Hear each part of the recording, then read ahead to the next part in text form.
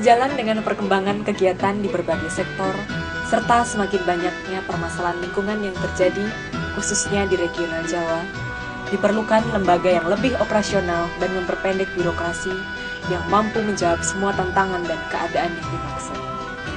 Berdasarkan keputusan Menteri Negara Lingkungan Hidup Nomor 5 Tahun 2003, dibentuklah Pusat Pengelolaan Lingkungan Hidup Regional Jawa yang dipimpin oleh seorang kepala pusat.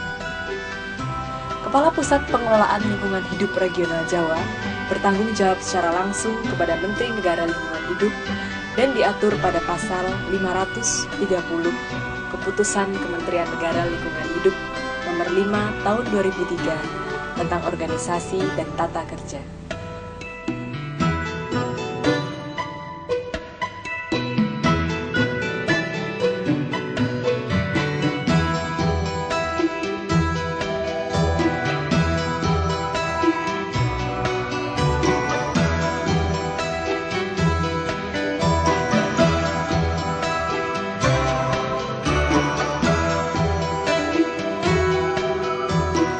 Sekalian kita mengetahui bahwa sebetulnya sumber daya alam yang kita punyai di negara kita itu luar biasa kekayaannya,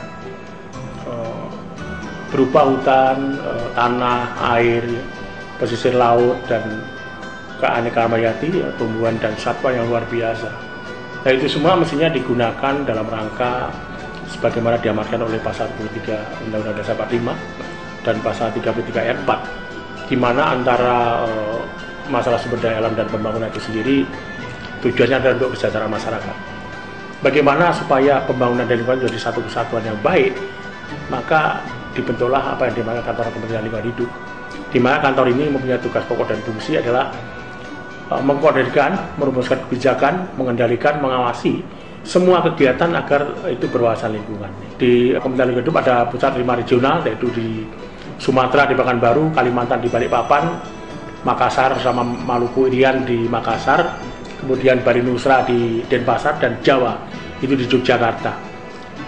Tujuannya adalah bagaimana supaya sumber daya alam di Jawa itu bisa dikelola dengan baik.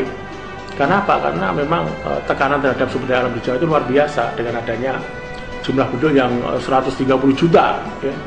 Kemudian hampir semua pembangunan industri di Pulau Jawa. Akibatnya tekanan terhadap sumber daya alam juga sedemikian kuatnya. Oleh karena itu, bagaimana pengelolaan lingkungan hidup regional Jawa ini dibentuk. Pertama, melaksanakan sebagian tugas pokok fungsi daripada Kementerian Lingkungan Hidup. Kemudian dia mengendalikan operasional pengendalian dampak lingkungan yang terjadi di Pulau Jawa, terutama yang terkait dengan revitalisasi menata ruang, ya, alokasi penggunaan ruang, di mana karena memang di kita itu sudah sedemikian parahnya antara jumlah penduduk dan ruang itu sudah sedemikian sempitnya, oleh karena itu perlu ditata. Kemudian bagaimana penduduk yang banyak itu menggunakan air juga. Sebagian tugas dan fungsi LH adalah mengenai pengendalian pencemaran air, kemudian pengendalian pencemaran udara. Nah, visi kami adalah bagaimana mewujudkan pembangunan berkelanjutan itu di Pulau Jawa, sehingga antara sumber daya alam yang ada, kemudian dengan jumlah penduduk yang banyak, itu bisa serasi antara pembangunan lingkungan dan jumlah penduduk. Untuk itulah bagaimana mewujudkan lingkungan hidup yang baik dan sehat bagi setiap orang di Pulau Jawa ini. Misi kami adalah pertama, bagaimana mewujudkan keserasian antara ruang dan manusianya. Kemudian mewujudkan keserasian antara kebutuhan air dengan manusianya. Kemudian yang ketiga, mewujudkan keserasian antara kebutuhan udara baik dengan orangnya. Kemudian yang keempat, bagaimana mewujudkan keserasian antara pengelolaan pesisir laut dengan orangnya. Jadi apabila 4 hal itu terjadi, maka visi yang kami tetapkan tadi akan berhasil dengan baik. Tetapi itu semua ada beberapa persyaratan. Pertama, bahwa ada 6 kelemahan di mana masalah-masalah lingkungan itu tidak berhasil dengan baik. Pertama, kemauan politis daripada pengambil keputusan seperti Pak Gubernur, Pak Bupati, atau Pak Wali itu kurang bagus dalam masalah lingkungan. Kemudian yang kedua adalah lembaga yang mengelola lingkungan hidup di daerah-daerah itu tidak seperti yang kita harapkan. Kemudian yang ketiga, sumber daya manusianya juga kurang. Yang keempat adalah pembiayaan juga tidak signifikan dari bagian dari APBN ataupun APBD.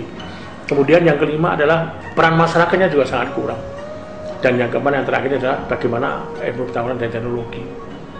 Kemudian yang lain bagaimana soalnya khazanah sumber daya alam kita yang terkait dengan masalah pengelolaan hutan, tanah daerah itu juga ada satu hal yang lebih bagus, yaitu kearifan lingkungan. Di mana kearifan lingkungan itu sendiri soalnya ada pada khazanah hampir semua penduduk di Pulau Jawa ini.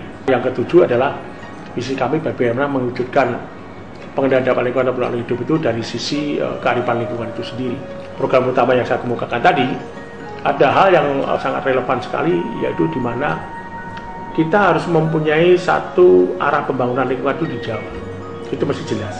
Arah pembangunan lingkungan di Jawa yang mesti jelas adalah pertama terkait dengan program legislasi daerah, di mana pertama daerah mesti nata ruangnya dulu dengan suatu aturan-aturan namanya perda.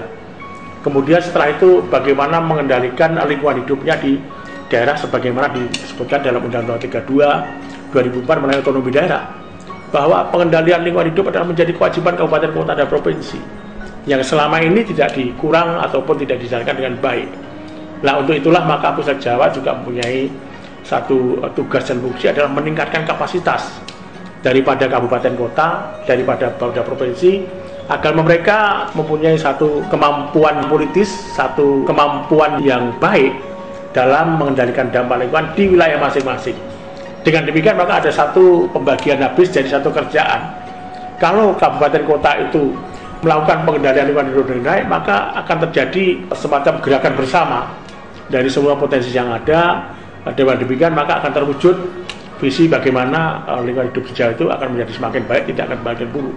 Mudah-mudahan dengan adanya pusat ini nanti apa yang kita kemukakan, apa yang kita menjadi output daripada bahwa lingkungan baik, hidup baik dan sehat itu menjadi kenyataan. Untuk itulah kerjasama dengan semua pihak kita selalu galau dengan membangun satu jaringan-jaringan komunikasi dan aliansi baik kepada non-NGO, kemudian LSM, kemudian perguruan tinggi maupun komunitas-komunitas adat di semuanya pihak, baik sektor maupun daerah, ya itu kita kerjasama dengan baik. Mudah-mudahan dengan adanya komunikasi, program bersama, kemudian kerjasama antar sektor daerah dan yang pihak terkait, keberhasilan bisa diwujudkan dalam jangka waktu 5, 10, sampai 15 tahun.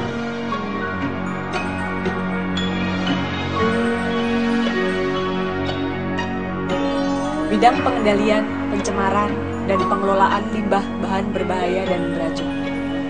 Bidang ini mempunyai tugas mengkoordinasikan penyusunan program, pelaksanaan program, dan evaluasi program bidang pengendalian, pencemaran, dan pengelolaan limbah bahan berbahaya dan beracun pada Pusat Pengelolaan Lingkungan Hidup Regional Jawa.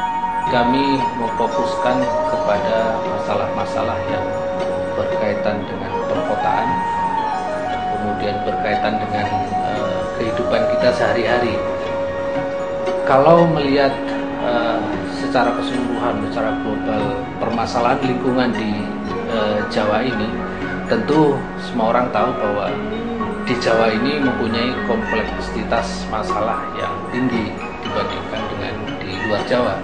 Program-program kita yang saat ini kita bisa lakukan adalah program Adipura. Nah, program Adipura di Jawa ini diikuti oleh 115 kabupaten kota. Adipura ini adalah merupakan suatu program strategis dari kantor Kementerian Lingkungan Hidup yang bertujuan untuk mendorong pemerintah kabupaten kota untuk mewujudkan kebersihan dan keteduhan dengan berprinsip pada good governance. Di dalamnya sendiri sebetulnya ada beberapa subkegiatan di program Adipura ini. Yang pertama sosialisasi, karena kegiatan sosialisasi ini penting. Apa itu Adipura, kemudian tujuannya apa, itu harus jelas, harus kita sosialisasikan. Kemudian kita pantau, kita melakukan evaluasi, kita melakukan penilaian terhadap kondisi kota, kabupaten kota, baik itu kondisi fisiknya maupun kondisi non fisiknya.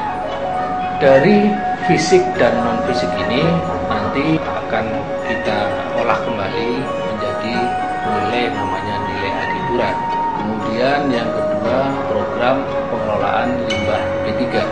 Di pengelolaan limbah B3 ini yang sudah didelegasikan penuh terhadap kita adalah kegiatan verifikasi sebelum industri melakukan penyimpanan sementara terhadap limbah B3 ini. Dia akan mengajukan permohonan ke KLH di Jakarta, kemudian nanti dari KLH Jakarta itu akan mendelegasikan kepada kita untuk proses verifikasinya. Jadi verifikasi teknis di lapangan, apakah sudah sesuai atau belum secara teknis, kemudian dokumen-dokumen yang berkas-berkas yang mendukung untuk perizinan ini apakah sudah lengkap atau belum.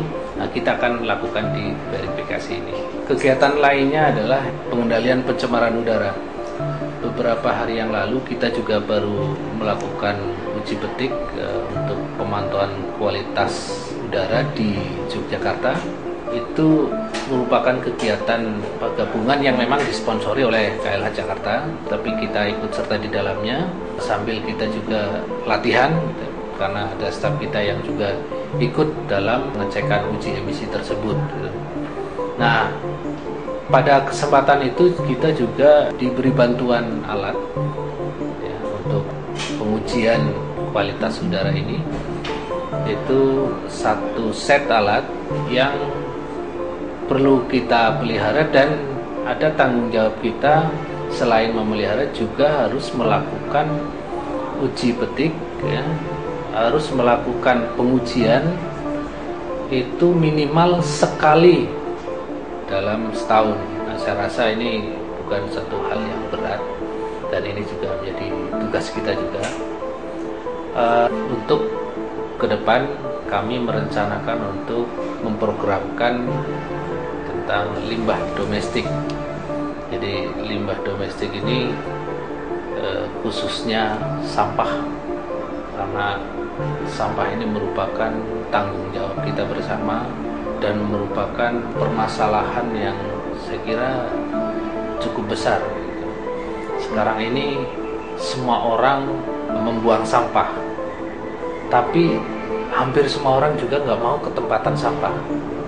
Nah, ini permasalahan yang juga sebetulnya rumit sekali. Di samping juga saya yakin kita semua melihat bagaimana pengelolaan sampah secara keseluruhan di tempat kita. Bagaimana dengan pengelolaan TPA-nya, bagaimana dengan sistem reduksi sampah. Mestinya kita mereduksi sampah, kemudian bagaimana kita mengelola dengan sistem 3R ya, atau reduce, recycle dan sebagainya. Itu mestinya kita galakkan. Saya menghimbau kepada masyarakat ya, di segala lapisan untuk peduli terhadap lingkungan, atau mungkin lebih konkretnya berbuat untuk lingkungan. Misalnya membuang sampah juga pada tempatnya, kalau bisa mengurangi sampah atau memanfaatkan sampah-sampah plastik itu untuk suatu karya atau untuk dipakai di selanjutnya. Itu saya rasa itu perbuatan yang peduli terhadap lingkungan.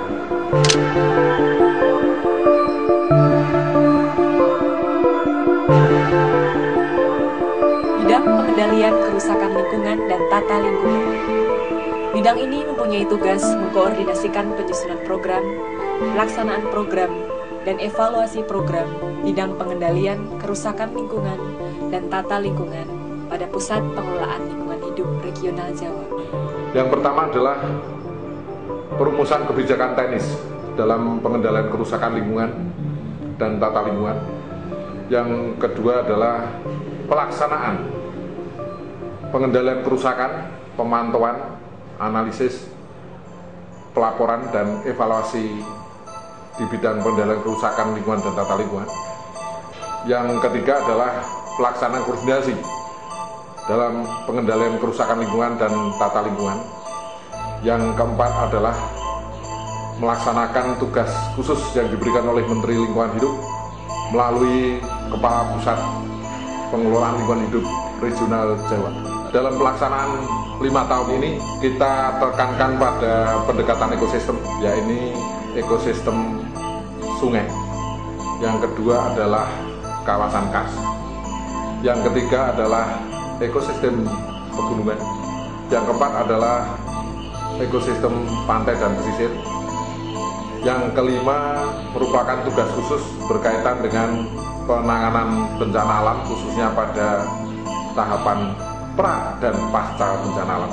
Dan dalam melaksanakan tugas ini, beberapa kegiatan yang sudah kita laksanakan adalah koordinasi dengan stakeholder di kawasan ekosistem tersebut di atas, baik dengan pemerintah provinsi dan pemerintah kabupaten, untuk melaksanakan secara bersama-sama pendekatan yang akan kita lakukan pada ekosistem tersebut, baik dalam penataan di bidang tata ruang, yang dalam ini tata ruang yang mempunyai basis bencana alam maupun lingkungan.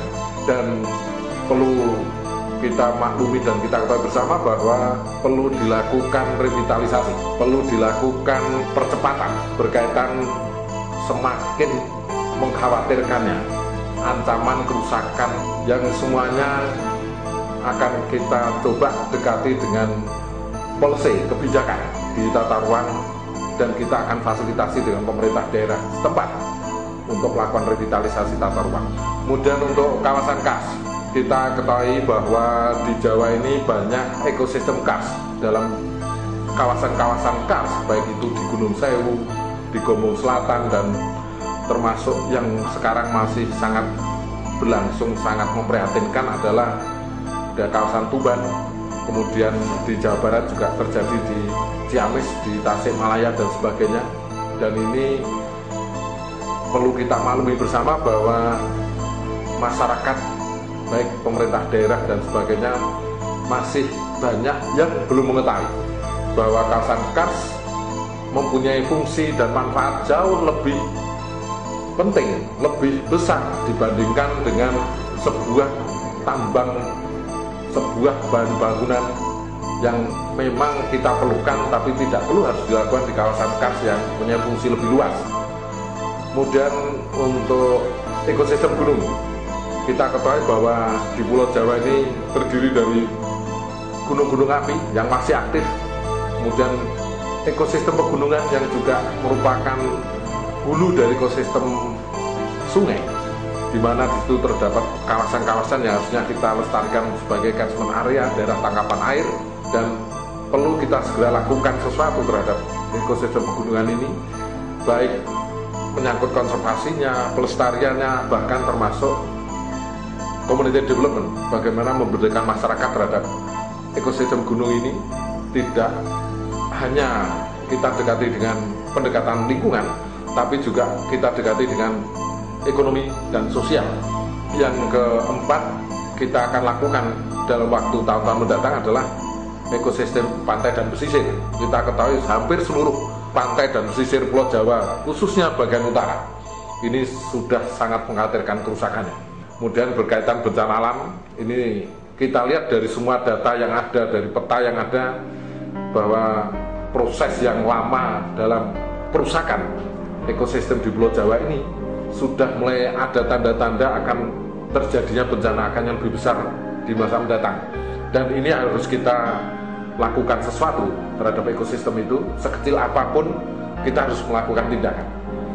Dan ini yang diperlukan baik oleh pemerintah pusat, dalam ini Kementerian Lingkungan Hidup, dan mestinya juga departemen terkait, juga dengan pemerintah provinsi, kabupaten, dan yang lebih penting adalah keterlibatan masyarakat di dalam pengelolaan lingkungan hidup.